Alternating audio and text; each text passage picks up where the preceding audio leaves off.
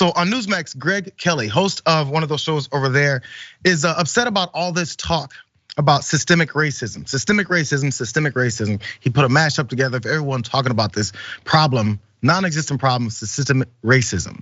Well, he has an argument that's gonna dispel this whole myth. Watch this. It feels so much, I don't know, more important, more virtuous, to talk like this.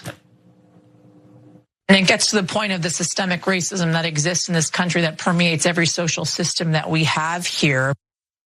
And who the hell is that? And what is she talking about? How does she know? Every system we have here, it permeates, right? Systemic racism, every system. If I lived in a country where every system was systemically racist, I'd move. I really would. I don't want to have anything. I didn't join the military to defend a systemically racist country. How about that? Who is she? Her name is Yasmin something.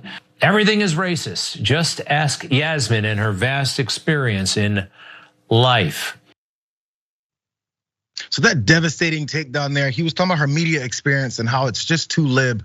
Apparently her media experience disqualifies someone from talking about racism, systemic racism in our society. I don't know how those two things are connected, but it doesn't matter as long as you disparage where she's worked, and that means it disqualifies any of this real actual facts that she's pointing out. Anyway, it goes, he comes back and hits her with this haymaker. This is the real deal. Watch this. I wonder what Yasmin would do and any of those other people when they meet a black conservative. They're out there, but they're shunned because boy, oh boy, what they have to say. And the late Herman Cain, and of course Ben Shapiro, not black, but one of the heroes of the movement.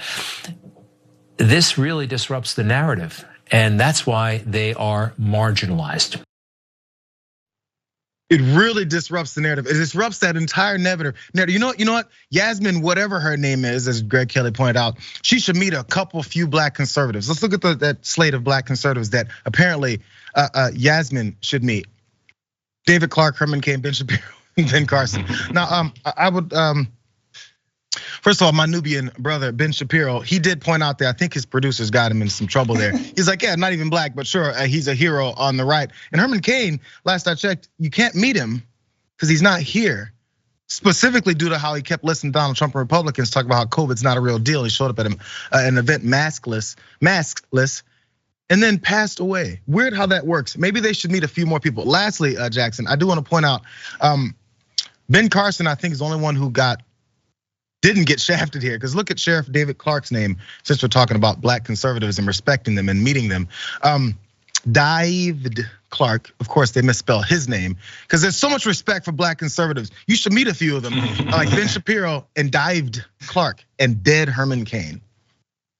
Yeah, well, of course they had to go with the white Jewish man, Ben Shapiro, and a dead man, Herman Cain. But the point is that any black conservatives that make any iota of sense are not publicized by right-wing outlets, because it's all about the entertainment and then just, saying, see, black people really are pretty bad. All these laws, there is no racism. We're just a messed up people and we're just stupid.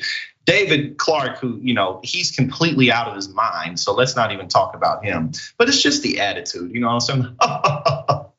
If this was a racist country, I would move. But keep in mind that during the civil rights movement, when whites were polled during that time, a large portion of them thought, well, we're going too far. We're doing things too much. And no matter what period you go back to, whether it be women being liberated sexually, women being liberated economically, whether it go back to a war being fought over the institution of slavery, that's what America is. But of course, there's nothing to see here. The 3 strike laws, the crack and cocaine disparities, none of that exists at all. That's just our imagination. Housing, jobs, discrimination, every realm possible. If we talk about those things, which the facts also show, you just ignore those stories. Because again, this has been the theme of the show, Jackson.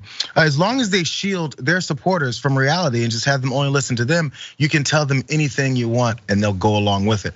I think Greg Kelly's producers they could have thrown up Diamond and Silk as annoying.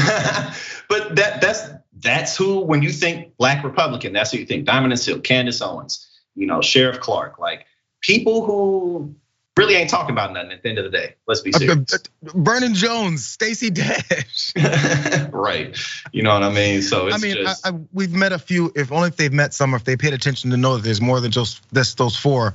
two of which aren't really there, then what can we do?